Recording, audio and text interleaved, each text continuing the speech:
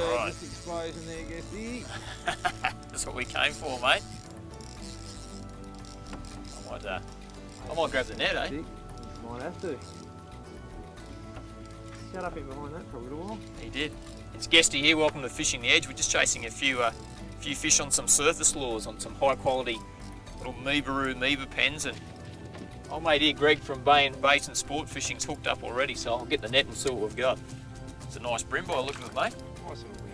So we've had a bit of rain down here in St George's Basin, and I notice the water's very, very tannin coloured. And I'll just sneak Get under that one. There you Thank go. you very much. We can have coffee now.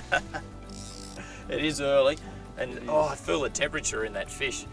So that water's really super warm. Even after all that rain, it certainly hasn't chilled it off. Fantastic. That's a beautiful brim. Nice little brim. We'll get the camera to come in nice and close there. This is one of these Smith meebaroo pens. I know you haven't actually used these before. They're like all the Japanese high quality lures, extremely well finished, and we'll just get those trebles away.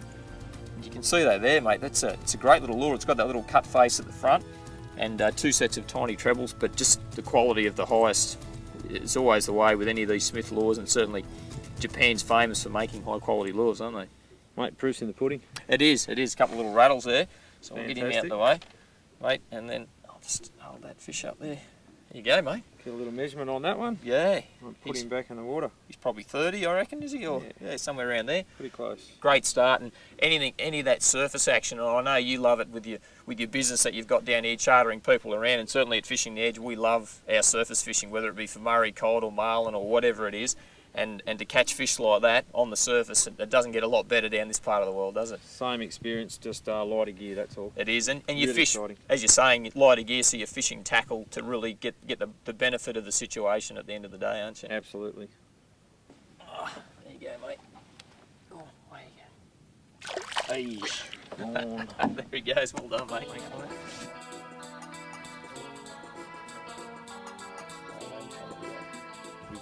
Yeah. Yes. Gotcha. All right.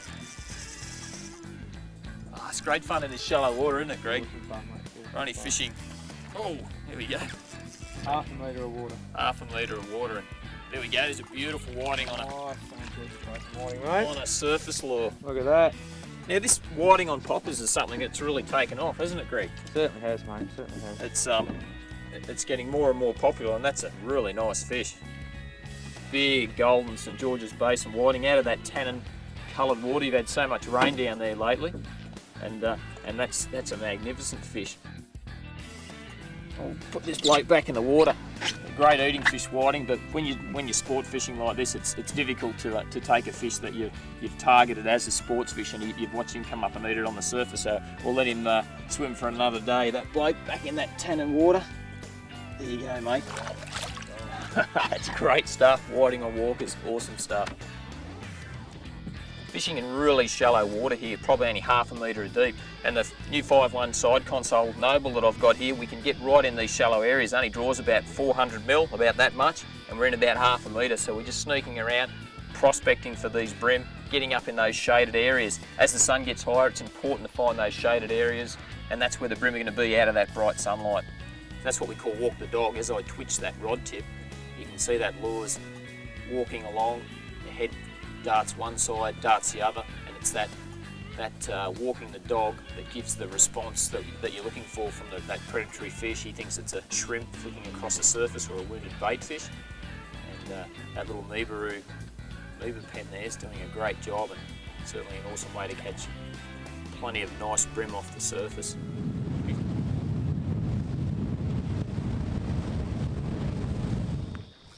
Oh, great. That's awesome stuff, mate.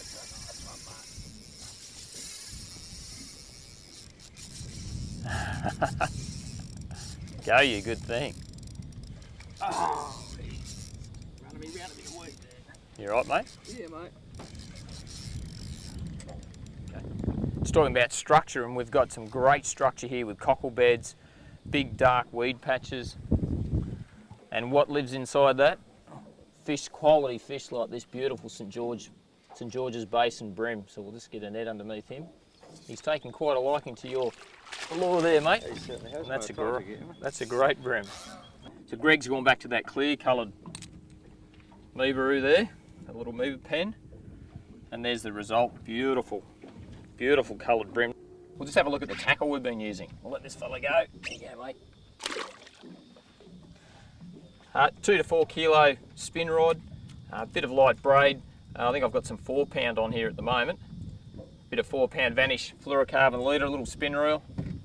And then the secret to it so far has been these little meebaroo meebar pens, which are a Smith lure, one of those high quality Japanese lures I've said before, razor sharp trebles. We've taken that split ring off the front and we've got a direct knot tied to that little eye at the front there.